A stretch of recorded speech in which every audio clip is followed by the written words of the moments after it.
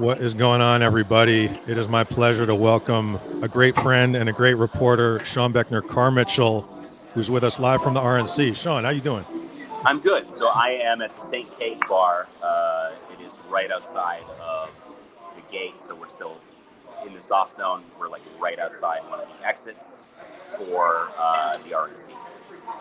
Sean, so why don't you just tell us about your experience, how you got there, and your experience just generally at the RNC this week?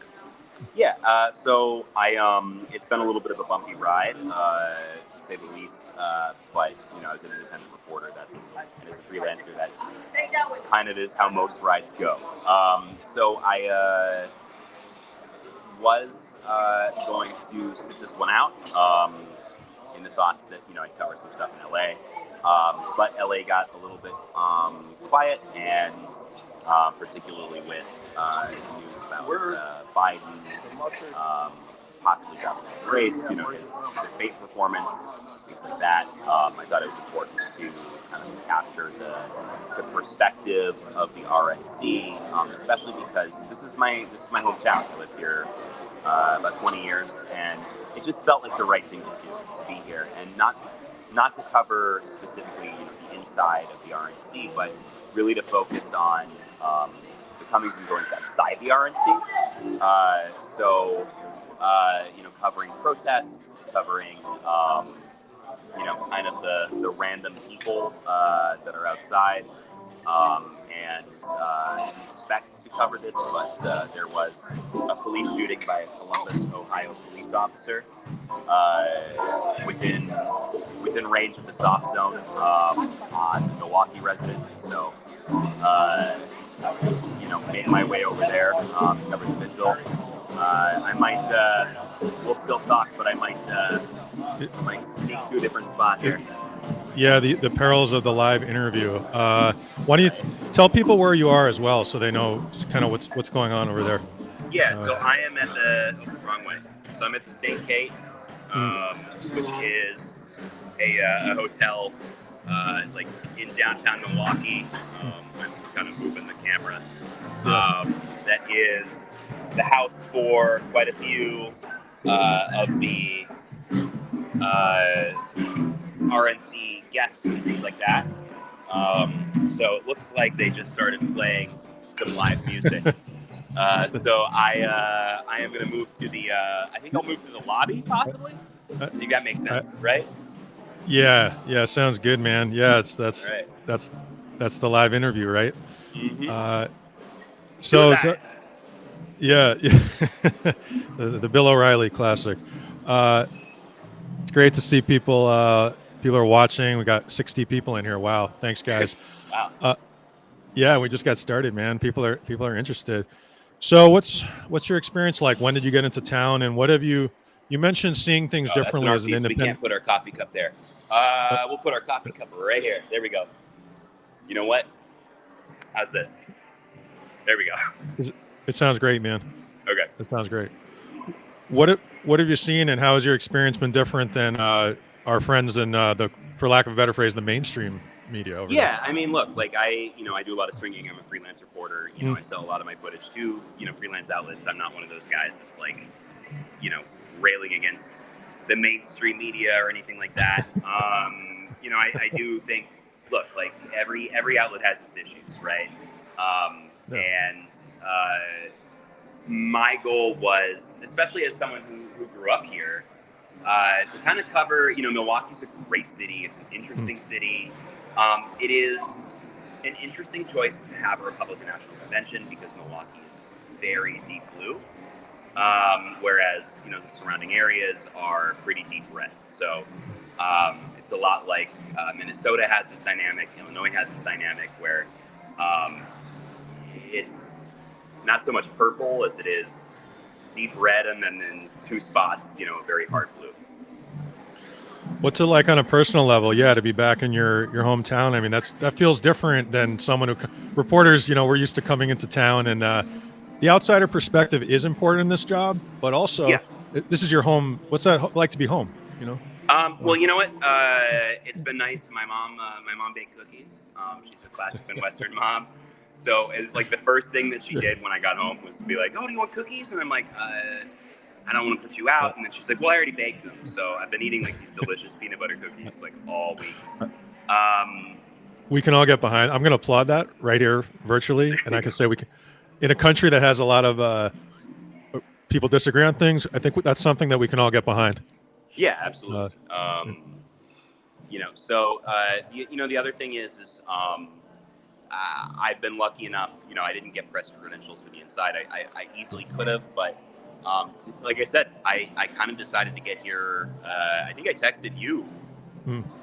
Like Saturday, and I got here Sunday. And I realized that like there's a real opportunity for coverage of what happens on the outside. So the bars, I haven't covered it, but the gentlemen's clubs, which are always having a big uprising, no matter what party comes into town. And you know what? Let's go outside. There's going to be people exiting. And wait, did you say gentlemen's club? That sounds. Is that different in Milwaukee? Is that, well, I mean, amazing. Look, like they're pretty similar. I have not gone in one in a long time. But covering the aspect of the fact that when there's a political convention, they do great business. Interesting. Yeah. We've heard. I've never been fortunate enough to cover a convention, but I've heard. I've heard some stories for sure. So I,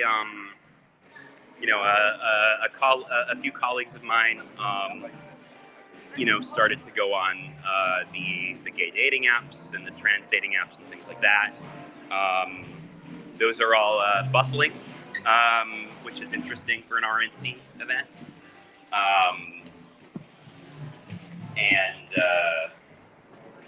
It's there's also Field, which is a sort of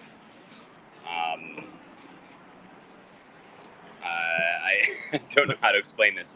No worries. I guess an alternative dating site, which is also having a very busy amount of traffic and noticeably higher. Grindr, I haven't confirmed this myself, but I've heard that it actually crashed 2 days ago from the amount of traffic within the area. Yeah, people, these events are people coming from out of town, and they're social events. Tell us about.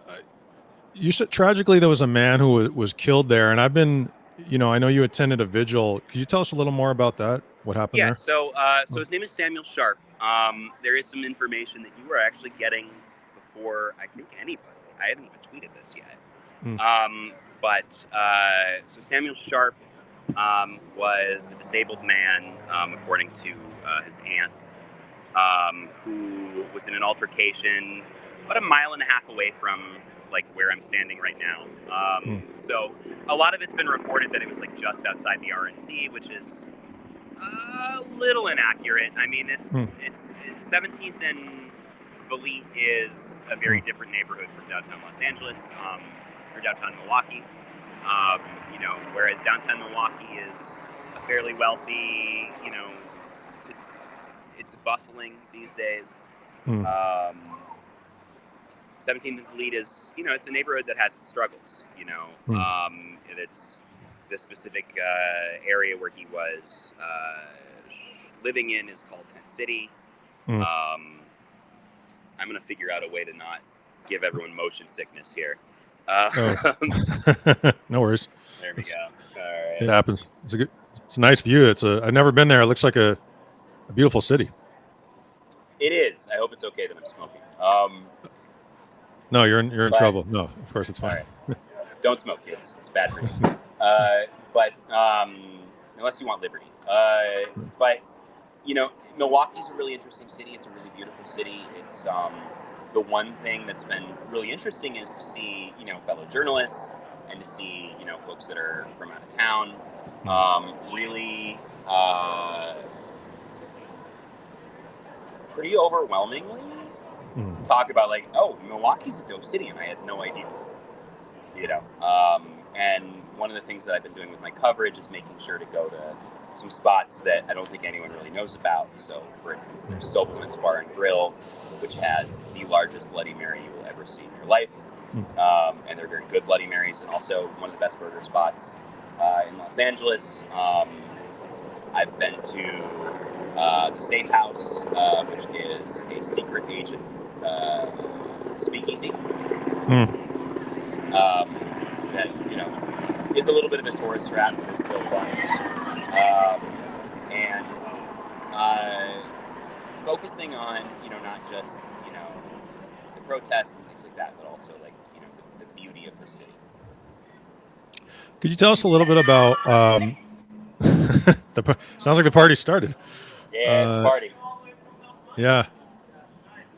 What's it like to cover these things from? You and I have been on the ground a lot, and so I couldn't agree more that for lack of a better phrase, that the action is always outside. It's never the speeches.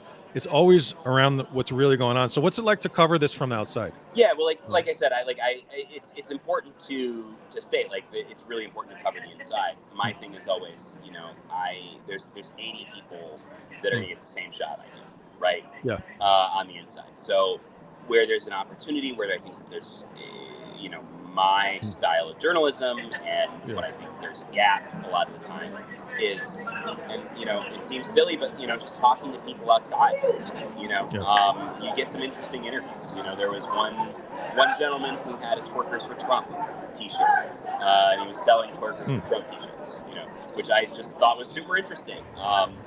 There were protests regarding Samuel Sharp. There was the March on RNC, which originally was supposed to have a few thousand people, but ultimately was about 200, maybe 300. There was earlier today a march to the Hyatt Regency, that was regarding both Samuel Sharp and Beckner-Carmitchel, who was killed by security guards. They restrained him. It's unclear exactly what happened right now, but what we do know is that several security guards restrained him with force, and by the time the police arrived, he was dead. That's what we know.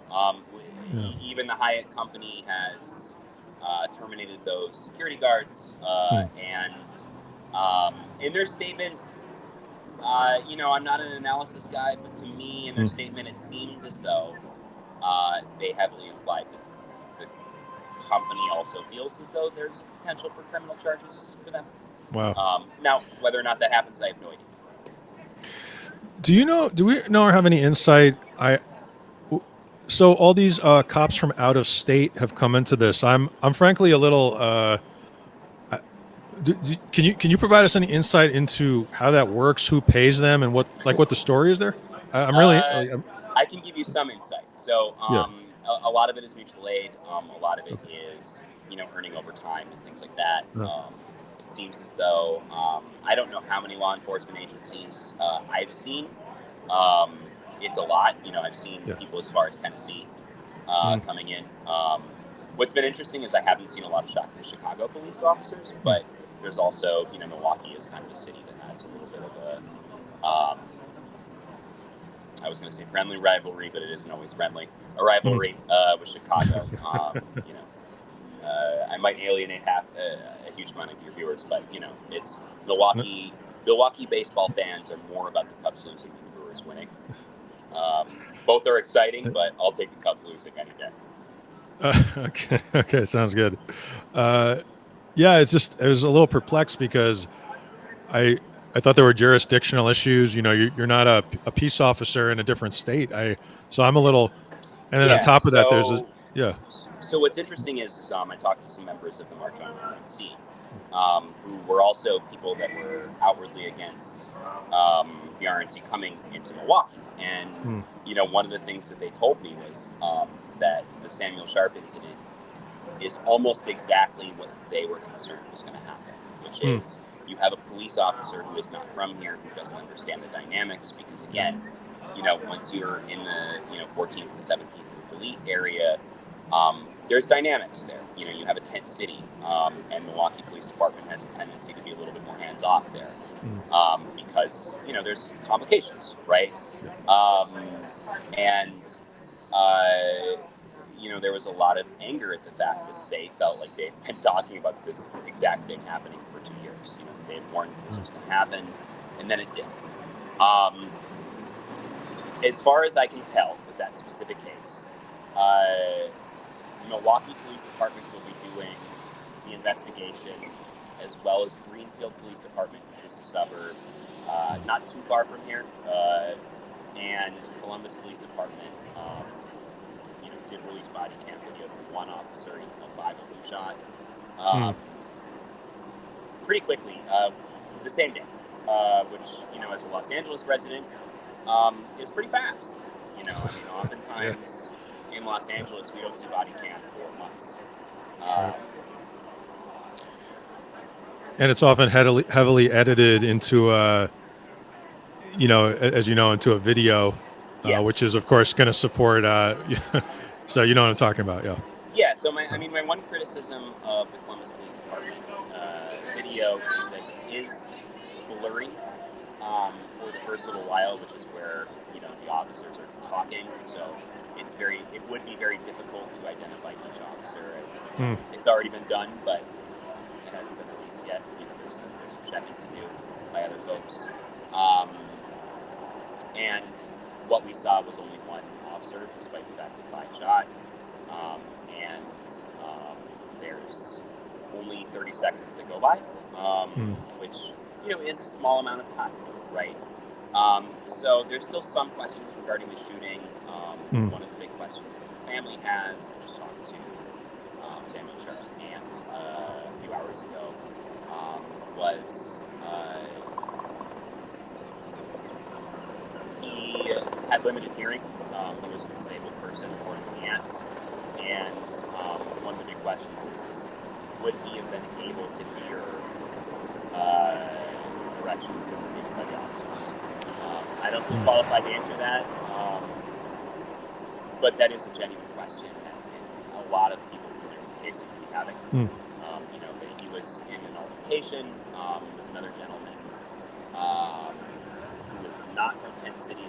Apparently, it's unclear what he was doing there, and knives were drawn by Mr. Sharp, and he didn't make contact or anything, but told him to drop the knife, and then fairly quickly after,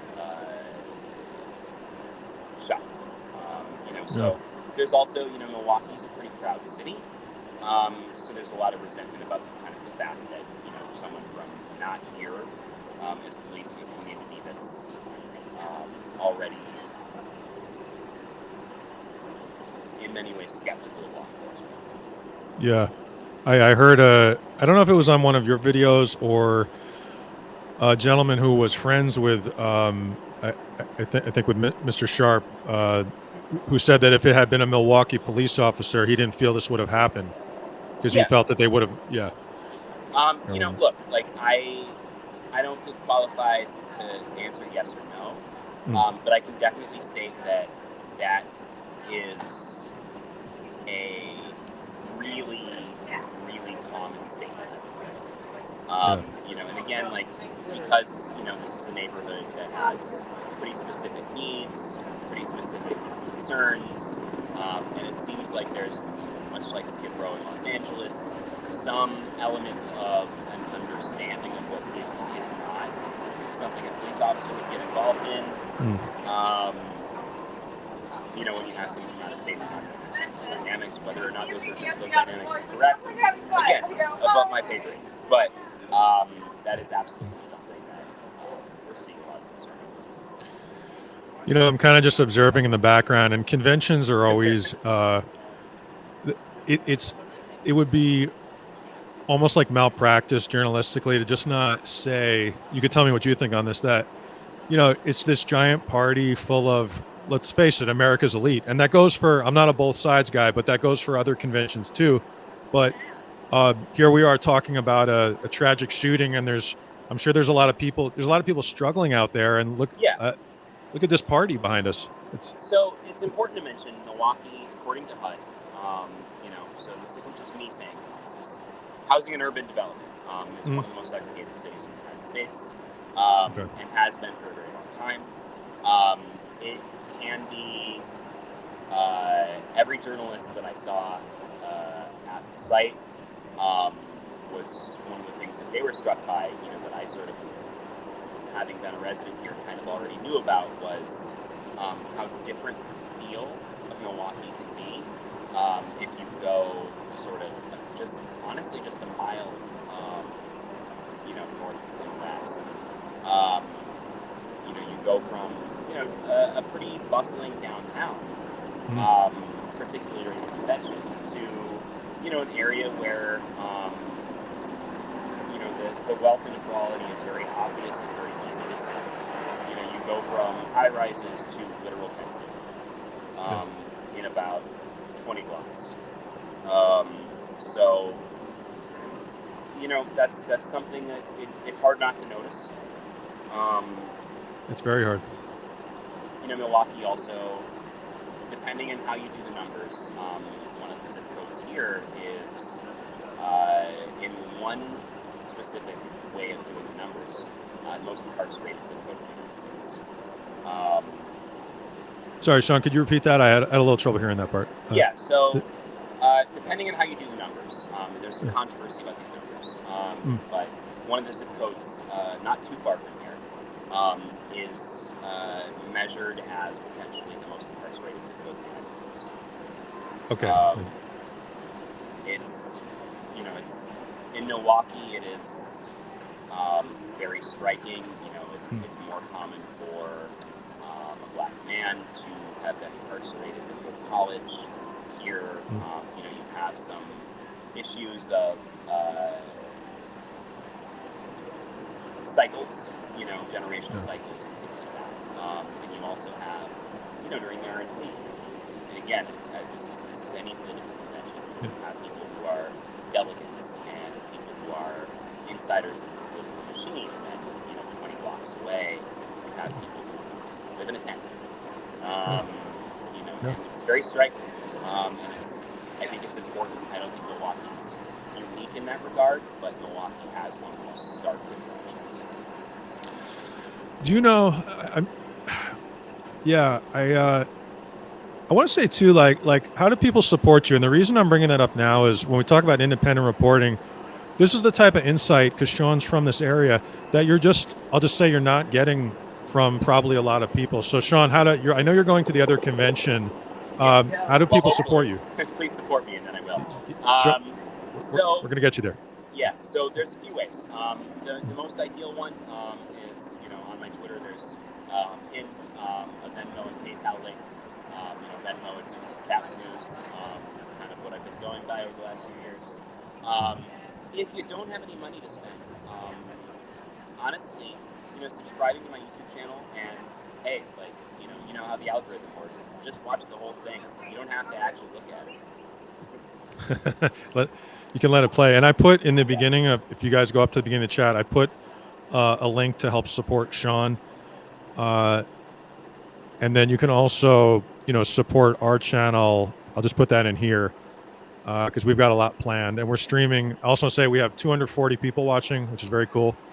And we're streaming live on Twitter, YouTube, and X. My apologies.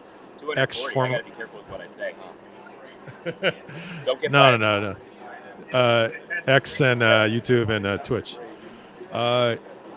Just looking at background, man, it's hard not to. And again, this doesn't just apply to one particular party, but it's hard not to think of the haves and the have-nots. Looking at this party here, and it, what we're talking about. I mean, in Milwaukee's also, it's not just like I said. There's very strong racial inequalities in the city. There's also very strong wealth inequality in the city.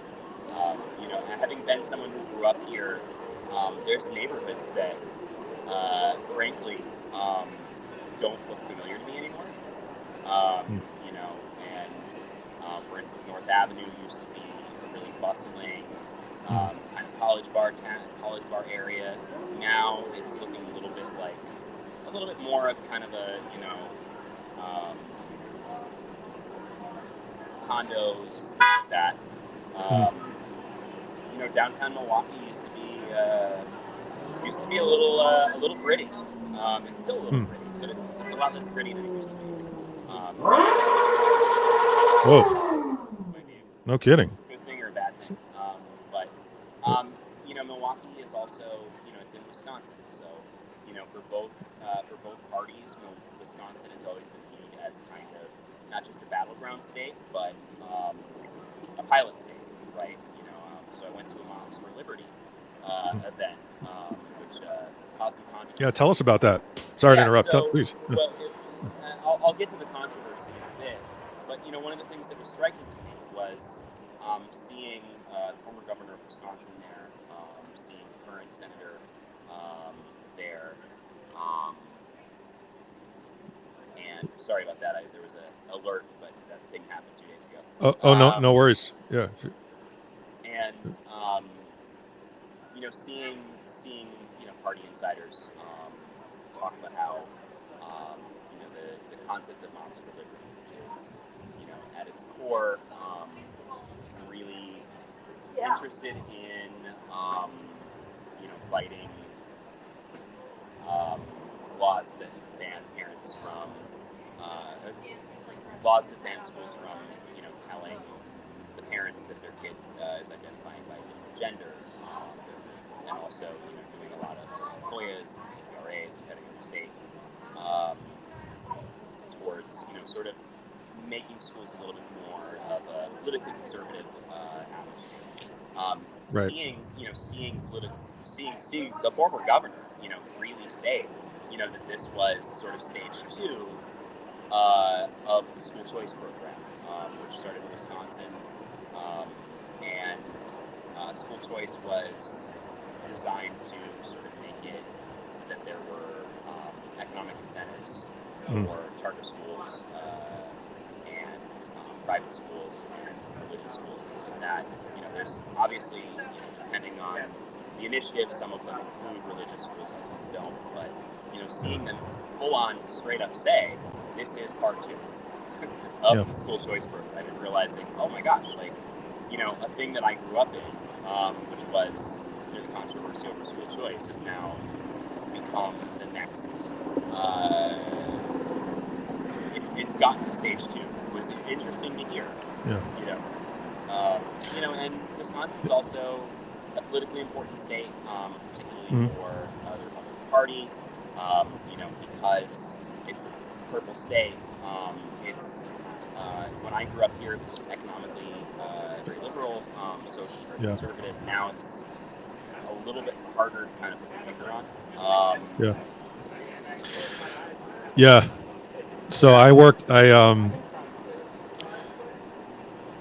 these groups, man, they I guess editorializing a little bit. It is ironic that I guess I don't have to hide my opinions too much. I mean, I think their conduct. I don't endorse it. Yeah, I think their conduct, especially that group, is disgraceful, and it's none of their business. I mean, I don't know any other way to say it. There used to be in this country, it was none of your business. It was, some things took place in the home, and it was a family. It's hard enough growing up, it's disgraceful. Yeah, sorry. I have to push back on that a little bit. Yeah. Growing up as in I knew Milwaukee, you would. Yeah. So growing up in Milwaukee, again, I said socially conservative, right? I'm a straight guy. But I like theater. Theater's fun. I like acting. I love theater. I was a theater kid in school. And not surprising. But they're it seems silly, and I don't want to bring up things from when I was 15 because that's very silly. But I think that sometimes we forget that in the mid '90s it was not uncommon to hear the F side growing up. You know what I mean? There's always been bigotry. I don't want to not to interrupt, not to say that. It's just the level it's gotten to me is so disgraceful. You're right. There's always been the undercurrent in this country, like a David Lynch movie. It's like in Blue Velvet or something. Sorry, it's a weird analogy, but the undercurrent there is. But please go ahead. Yeah, and like I said, I always just want to kind of be clear that I think in some ways, what's been interesting about 2024 is I actually feel like in 2022, the Republican platform was a lot more explicitly anti-trans than it is now. And interested in sort of having the argument about whether or not parents should know about whether the kid is transgender. It's very much still part of the platform, but it's a quieter part of the platform than it was 2 years ago when you had executive small. That's not to say that it's not very much a part of the platform. Again, I want to be very clear. But it does seem as though on that particular issue, there's been a little bit of a shift back to the southern border, which when I was walking around outside yesterday, I saw people holding mass deportation now signs, which is definitely a shift from 2000. From demonizing one group to another. Sorry to interrupt. Just that's what it is to me. It's just a shift from demonizing one group to another. And please go ahead. I'll stop interrupting. Yeah. So I did want to mention, there has been this funny thing where there were some accounts that were, let's say, critical of me being let into the Moms for Liberty event. And what was kind of interesting is the event organizers themselves were like, "It's fine if you see her. We don't care. We have nothing to hide." They're very honest about what they believe. Yeah. I want to say something about that. I'm not plugging anyone, and I want to say something about that. Sean's out here doing a job. You said to me one time, we had a conversation. You said, on the ground, we're all reporters. You said something like that to me. Yeah. It's disgraceful that anyone would target a reporter who's just doing his job. Take it, it's like we're on a very precarious place right now in this country, and people who do that, I think they're not going to stop and think, but they should stop and think about what that means. And like you said, no one gave you a hard time at all. No, I'm one of those people, I don't believe while I'm working, and this is something I've been running into this year in particular, and this is left, this is right, this is center, this is the entire rainbow, where, I want to interview a person, right?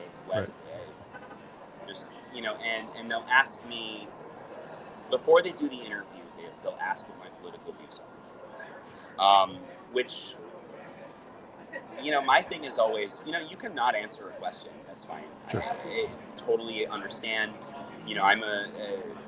I think a lot of people that meet me on the ground are often shocked by how nice I am and how, I'm not trying to do gotcha stuff. That's, other people are. I don't even want to say that that's a bad thing necessarily. It's just not what I do. And, I just want to know what you think. There might be a little bit of pushback, depending on what you say, or, a request for clarity or something like that. But, and look, we all change over the years. I'm a different reporter now than I was 4 years ago, absolutely. But, it's, to me, reporting now, what's really important right now, with other journalistic outlets, they're all dismantling. They're all doing cutbacks. They're all doing layoffs. Most of the indie guys are straight up closing up. What's really important right now is providing clear information, right? And making sure that people are getting the information that they deserve. Whether or not they like that information is up to them.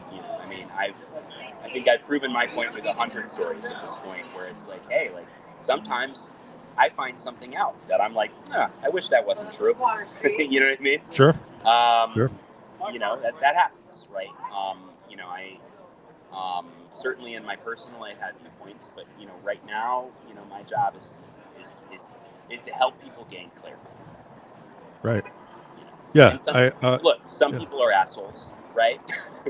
And then, I always sure. say active but neutral language is what I want to do right now. So what that means is, I don't want necessarily people to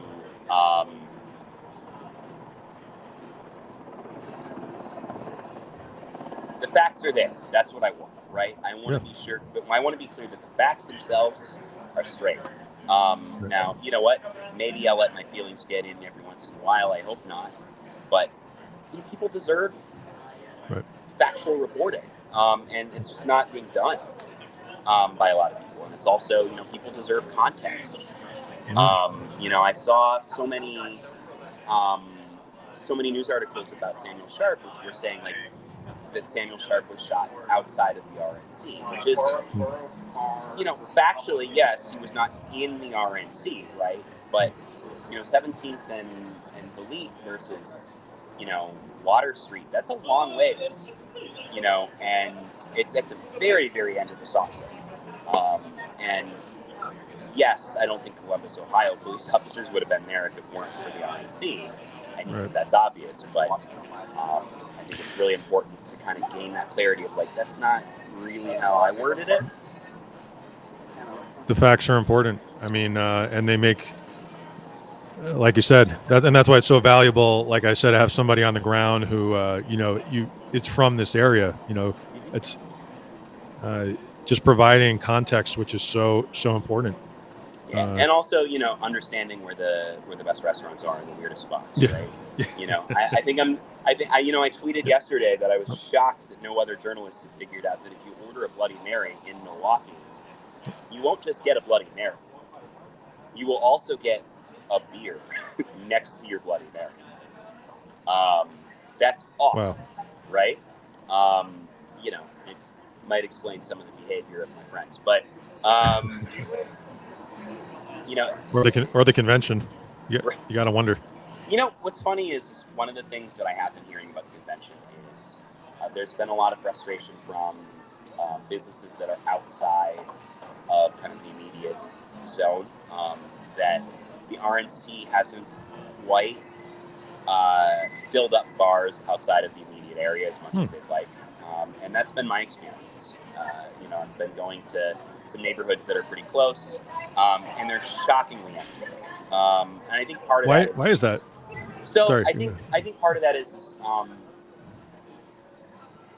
there's a few things. So Milwaukee for a long time has had a reputation of being a city where maybe it's not, the crime rate's very high here, and the perception even amongst people that live on the outskirts of Milwaukee can sometimes be, oh, don't go to Milwaukee because you might get something bad might happen to you. That's part of it. I think that the Republican National Convention has done a very good job of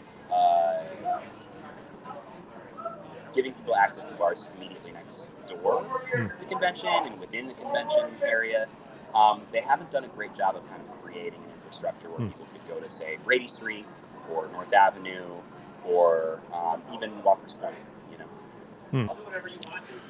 There's a lot to say about that, I think, but I keep coming back to this haves and have-nots. I mean, the first thing I do when I travel, even if it's for work, like yourself, like I want to see a new city. I don't. The hotel bar is nice, but I mean, you want to see the city. That's kind of a shame, and economically, it's a shame as well. I mean, I'm sure part of the reason why they accepted the convention was to, you want to pump some economic, stimulus or whatever I mean, the promise was, I think there's been about, I think the number, please don't quote me on this.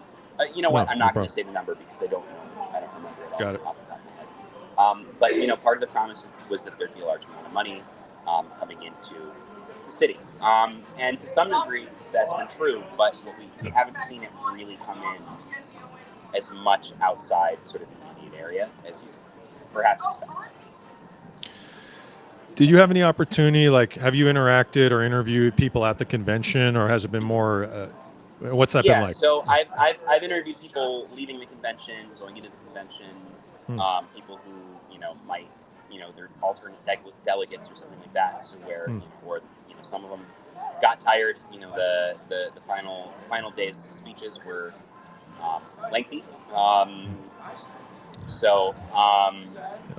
I've talked to people. For instance, I interviewed two sisters who were here from Alabama as alternate delegates who were carrying mass deportation now posters. And I asked them about that. What that means to them. I interviewed an entrepreneur. How thoughtful. Sorry. Yeah, I interviewed an entrepreneur who's a DJ. I meant that, by the way. That was sarcasm. Yeah, sorry. Sorry, go ahead. So I interviewed a DJ who's from here, who has taken the opportunity to sell T-shirts and say Republicans work too.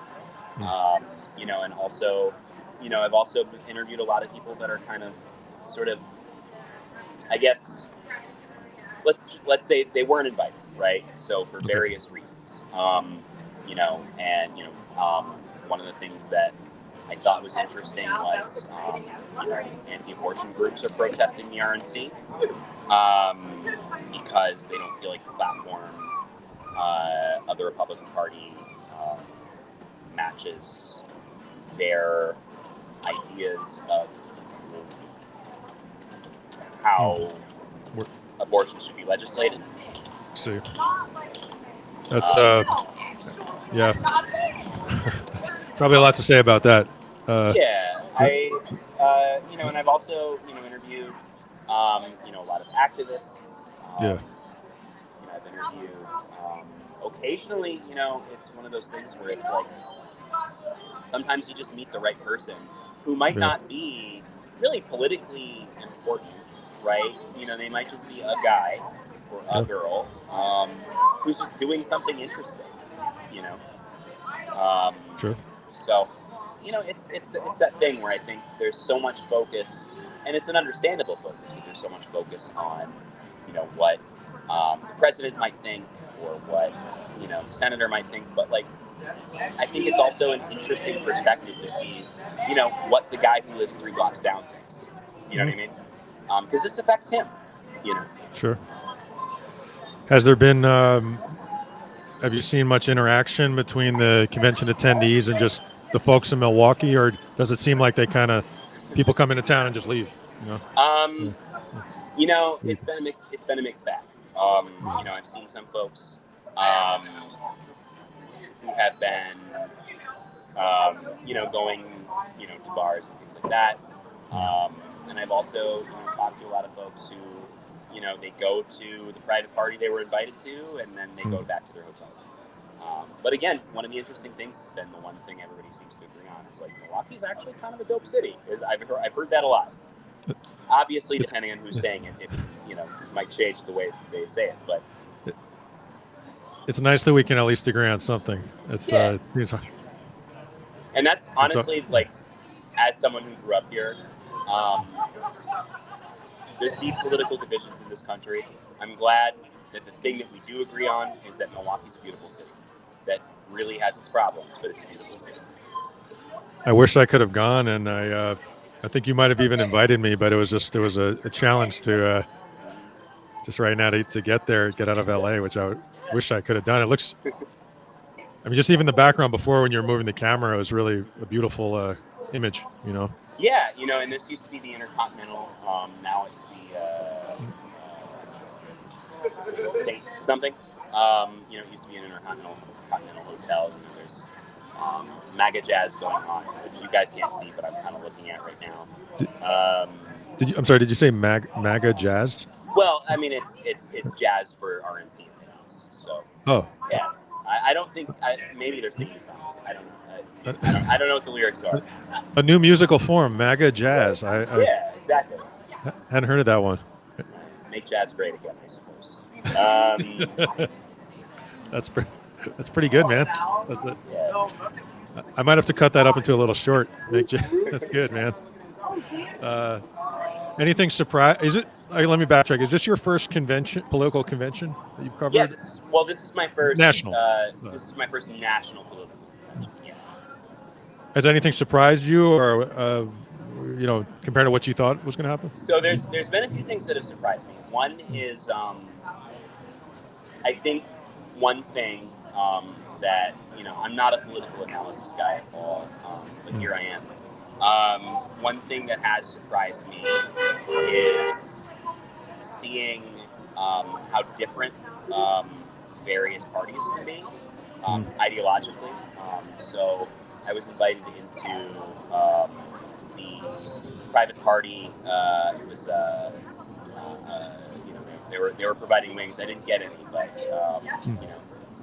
at a place that you can play cornhole.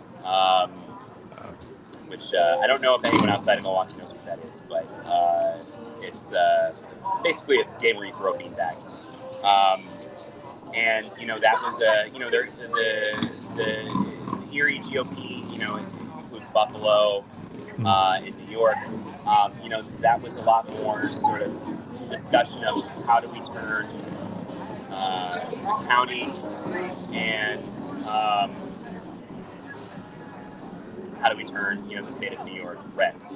So you saw a lot more of a focus on sort of traditional conservative economic policy. Whereas I also went to Moms for Liberty, which was a lot more focused on let's just call it Christian conservative. Right. More focused on social issues, specifically involving trans rights and things like that. And it was a little striking to me because I realized after seeing both events that honestly both sides have very little in common as far as what they think their priorities are. They probably agree on every step of the agenda, or at least most steps of the agenda, but you can tell that they fundamentally disagree on what's important.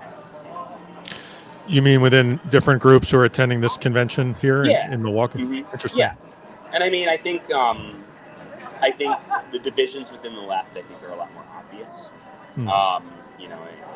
For instance, the mainstream Democratic Party, for the most part, is staunchly pro-Israel during the war, whereas progressive or leftist groups tend to be a lot more overtly pro-Palestinian.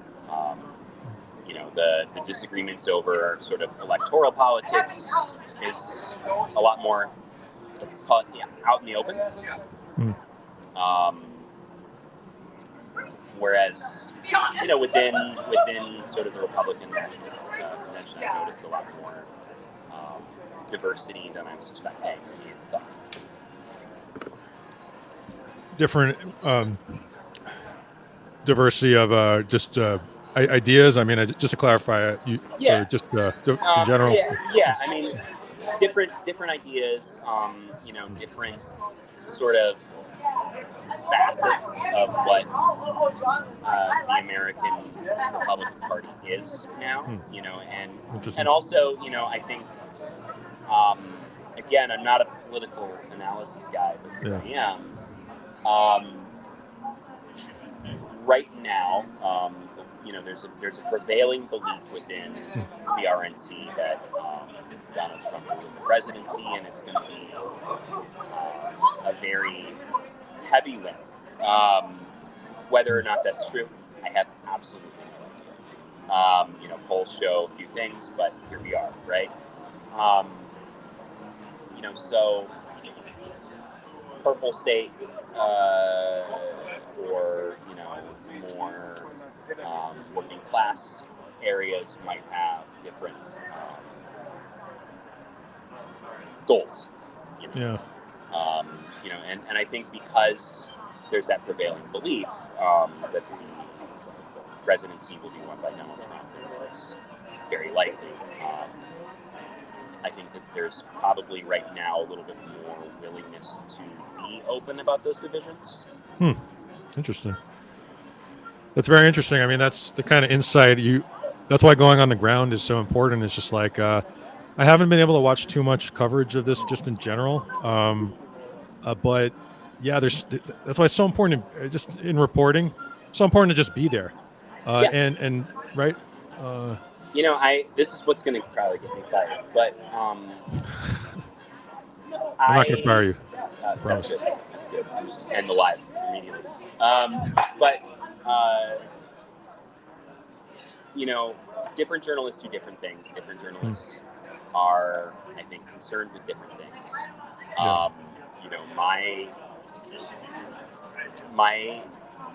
I've always been attracted to, sort of people that are a little bit more on the ground, protests, and people who, are just. There's very little. How many times on the news do you see a guy just, packs boxes for a living, and maybe he makes solid middle class living, and maybe he doesn't have strong political opinions, or maybe he thinks he doesn't have strong political opinions, but once you talk to him, you realize, this man has very strong opinions on the box packing industry. You know what I mean? And again, it's very important to ask the president or the president-elect or a presidential nominee what they think. But sometimes it's also, I think, we get bogged down in the mystique of it all. Yeah. I guess editorializing a little bit, just speaking for myself only, I've got a great fear about it's kind of tough to find the words sometimes, but like the America that I believe in is an inclusive country. I mean, this isn't complicated, man. It's what's on the Statue of Liberty. That's how my family came here. I'm sure yours came here in a similar way. And that's the country that I believe in, where, and maybe I won't just say much more than that, but we fled the Nazis, and I'm Jewish, and that's the country that I believe in. So not much more else to say than that, I guess. By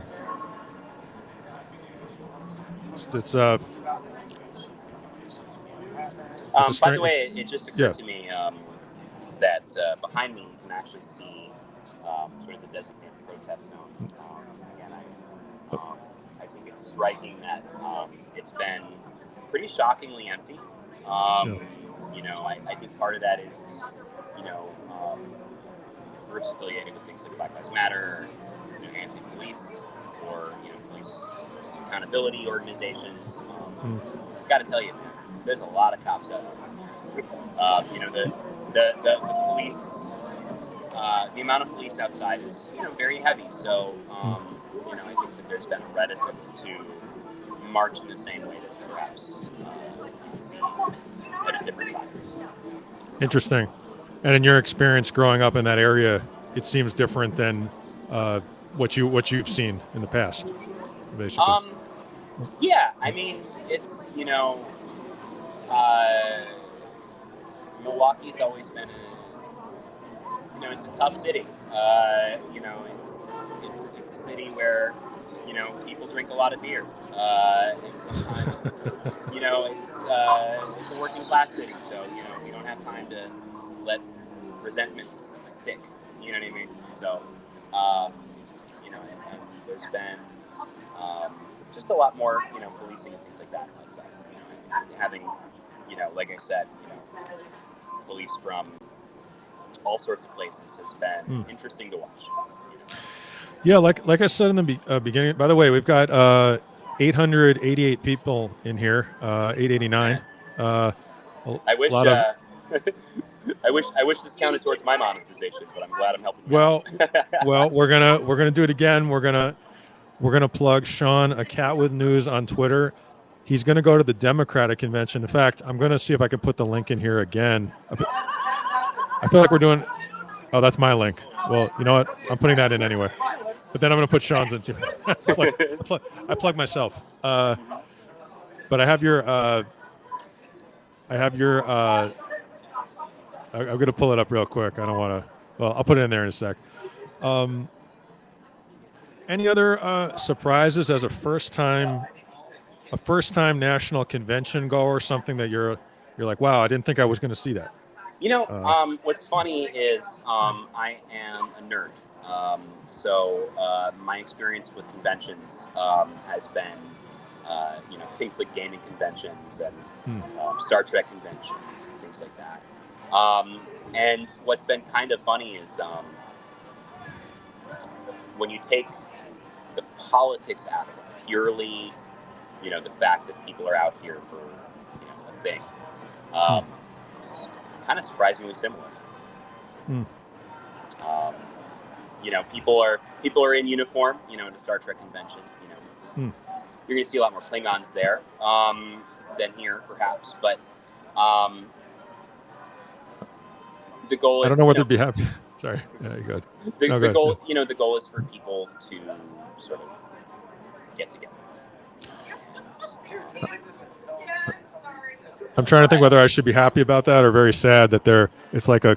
Yeah, well, and I mean, again, I'm not a political analysis guy, but the DNC, me saying this might age very poorly within even several hours, but there's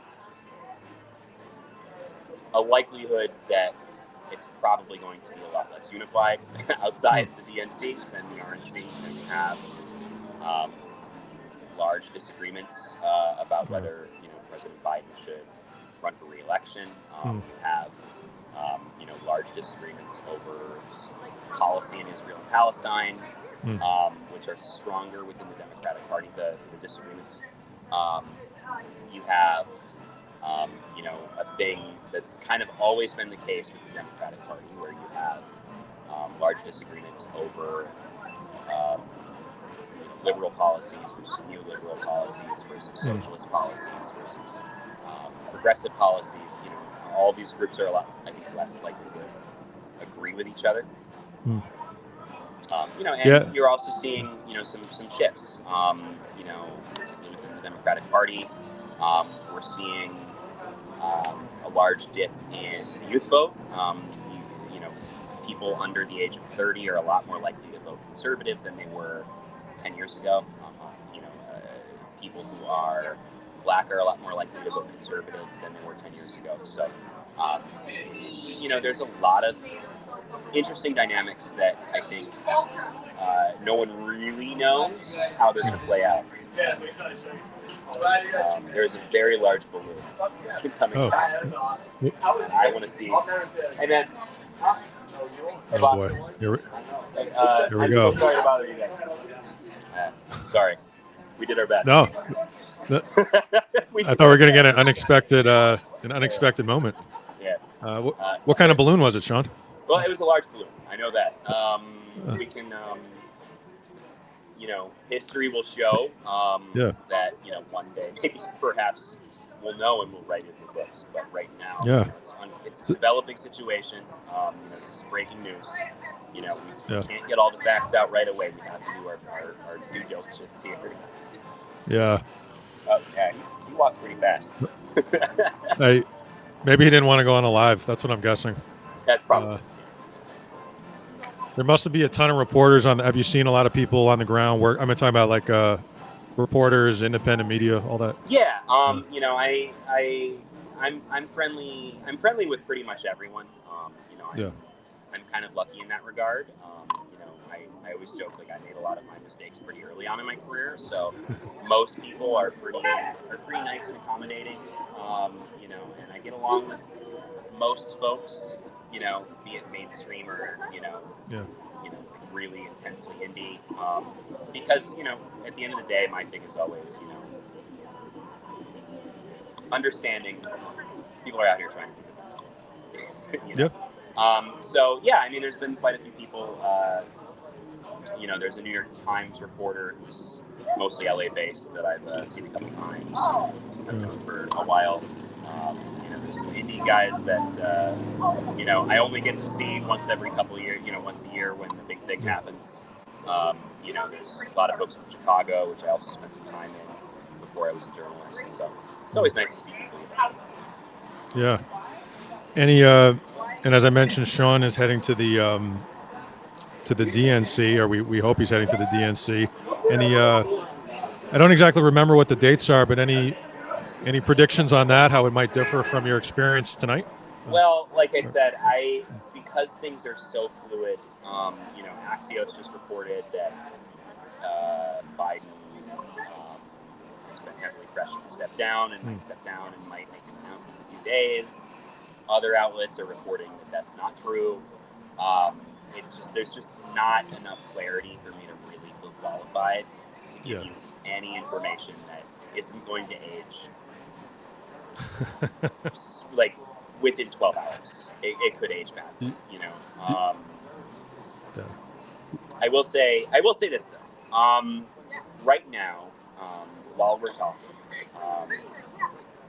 the Democratic Party, even within the Democratic Party, you need a cigarette? I got you, man. Thank you, bro. You got it. You want to say hi to the chat? You want to say hi to the chat? Uh-oh. Here we go. No? All right. All right, bro. You need a light? Thanks so much. You got it, man. Good job, Sean. Help. That's what I like to see. Getting the. We love it. Yeah, it's look. This is not me making a political statement about what party is right, what party is wrong. This is me saying that it's very clear that the Republican Party feels much more unified right now. They have a nominee. There is absolutely no question who the nominee is outside of the most extreme fringes. And the platform is out, and outside of some personal beefs, things like that, for the most part, it's a pretty solid, straight agreement. Yeah. No, I'll be very interested. Man, I wish I could. I don't even know what the dates of the DNC are, but I mean, I think it's mid-August. I believe August 11th is the first day, if I'm correct. I would love to get there. I mean, maybe we can. Yeah. Maybe I'll figure something out. I'll buy you your first shot of Malort. Oh man. And you can buy all the rest. You're gonna Carmitchel me. Let's talk about when Sean. It was a new phrase I learned. Yeah. Carmitchel. Famously, when Sean and I were both covering a protest, and Carmitchel is when Sean convinced me through my Jedi type trick that I owed him a coffee, and I didn't realize till much later that never happened. But I bought him a coffee. You did. And there's a mutual friend of ours who I probably have scammed 30 plus beers out of because they're a lovely person and they're very trusting, and they've known me way too long to trust me on this. But every time, for years, I would be like, "Hey, Tina, I remember that last time I bought you a beer." Oh shit, I said her name. Yeah, but and she'd always lots go, of Tinas out there. Right. Could be anybody. Yeah. So she would always go, "Oh, I'm sorry about that," and then she would buy me a beer. And luckily, she's doing much better than I am financially, so she probably would have bought me that beer anyway. But it was more fun to do it this way. You got me good. I was like, oh, I apologize. I didn't know. Sean, have you ever thought about becoming a politician? Because that's a good. I would make a terrible politician. Breaking news. Oh, what's up? Oh no. I don't know if you can see this. What? How are you? Good. Do you mind just like a quick selfie? No? All right, man. We tried our best. Who was that? Yeah, no, thanks. So who was that? Who was that? Somebody a political figure? I couldn't tell. Was Madison Cawthorn. Oh, Madison Cawthorn, former representative. Yeah. I see. He's I saw him last night. He's to his credit, he has been enjoying the bars of Milwaukee. I see. I appreciate you, by the way, trying to get that interview. That was really cool, man. We always we're always on the ground together, but it'd be really great to work together more like this. Yeah, and my thing is always, I think what's important is, I think, and this was true of me, is there's this, I think we're all, once you see things for what they are and you realize it's important to get people's perspective, and whoever you are, you're good enough to get that perspective. And being honest and being truthful and, being upfront about what your goals are. And, a lot of people are a lot nicer than you might think. And also, being willing to be told no is so important in this business, Absolutely. I think you're right. When you interact, it's different on the ground. That's why it's just so important to do that kind of work. And I know I keep saying that, but it's so true. Do you have any final words, any thoughts about your experience or something you want to convey? By the way, we have 13, almost close to 1,300 people. This is very cool. And I thank you guys for listening. It's very, very nice of you. And you all got to see Madison Crawford go past. So real insider stuff. But, it obviously support, not just me, but, support wherever something is happening. It's always a good idea to see if you can find a local person. Because that person's always going to have perspective that's important. And also, being able to see, okay, how long has this person been doing it? Stay away from accounts that seem to be taking video. Please stay away from those accounts. Particularly, journalists that cover a lot of protests. We go through some stuff. And accounts that are just sort of ripping video. It's taking money out of our pocket, frankly.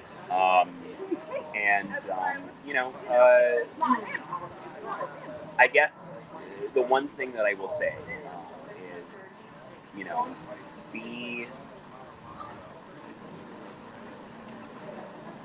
if you're a journalist listening to this, don't cover the same thing everybody else is covering. Be aware of the fact that, oftentimes with, for instance, police shootings, there's not as much coverage as, you'd expect, particularly in sort of medium and small towns. Be willing to say, you know what, I liked that guy's video, and it looked like he went through heck to get it. I'm going to buy that guy a coffee, And also, I know you're on YouTube right now. Those of us who are on YouTube, if you don't have money to spend, Lord knows I don't either. Honestly, subscribe. And I know it seems silly, and, we think of these guys that are like, subscribe, like, and comment, push that follow button, smash it, that kind of thing. Smash that like button. Smash that like button, right. But it does genuinely help.